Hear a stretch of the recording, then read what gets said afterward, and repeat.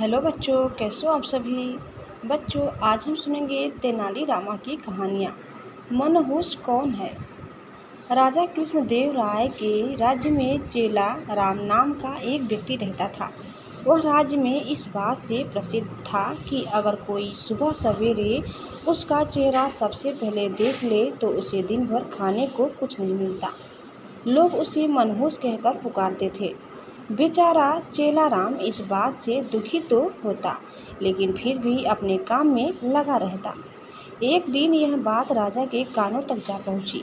राजा इस बात को सुनकर बहुत उत्सुक हुए। वह जानना चाहते थे कि क्या चेला राम सच में इतना मनहूस है।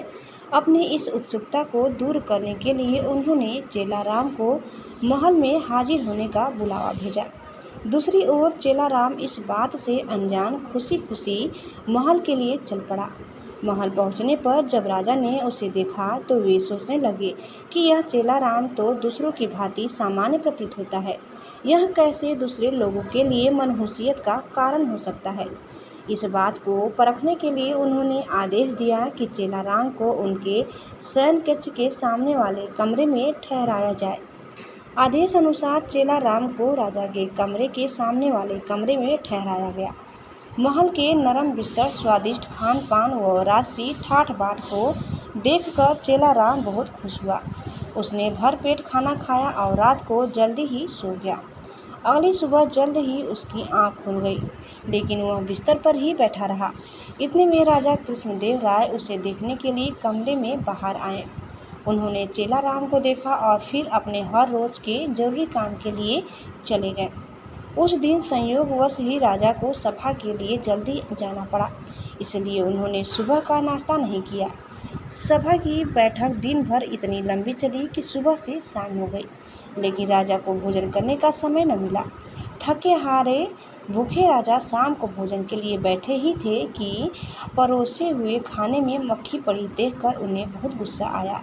उन्होंने भोजन न करने का निर्णय किया।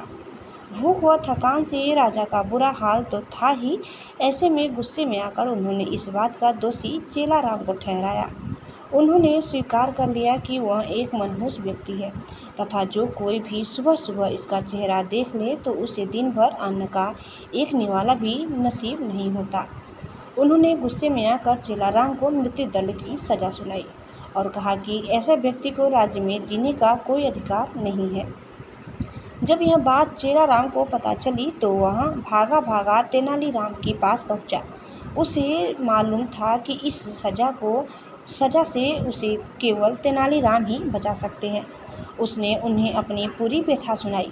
तेनालीराम ने उसे आश्वासन दिया और कहा कि वह न डरे और जैसा वो कहते हैं बिल्कुल वैसा करे। अगले दिन फांसी के समय चेला राम को लाया गया। उससे पूछा गया कि क्या उसकी कोई आखिरी इच्छा है। जवाब में चेला राम ने कहा, हाँ, वह राजा समेत पूरी प्रजा के सामने कुछ कहने की अनुमति चाहता है। इतना सुनते ही सभा का ऐलान किया गया। जब चेला राम सभा में पहुंचा तो राजा ने उससे पूछा, बोलो चेला राम, तुम क्या कहने की अनुमति चाहते हो।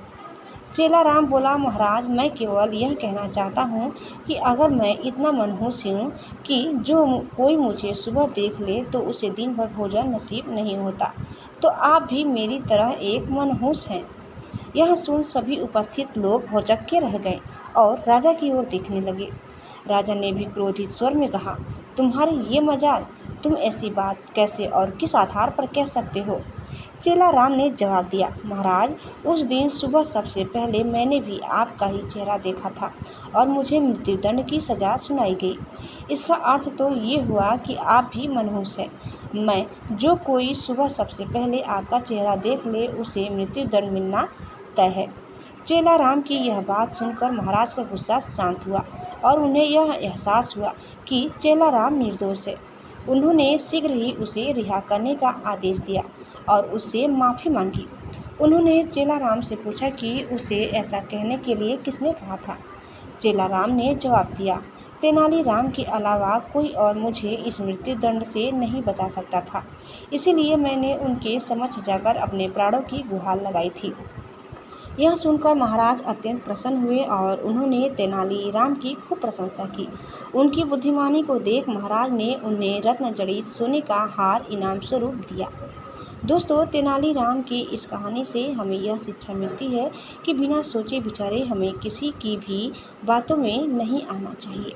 दोस्तों, आपको उम्मीद करते हैं कहानी ज़रूर पसंद आई होगी। कैसे लगी कमेंट करके ज़रूर बताइए और चैनल में नए हैं तो लाइक शेयर सब्सक्राइब करना न भूलें। धन्यवाद। Bye bye.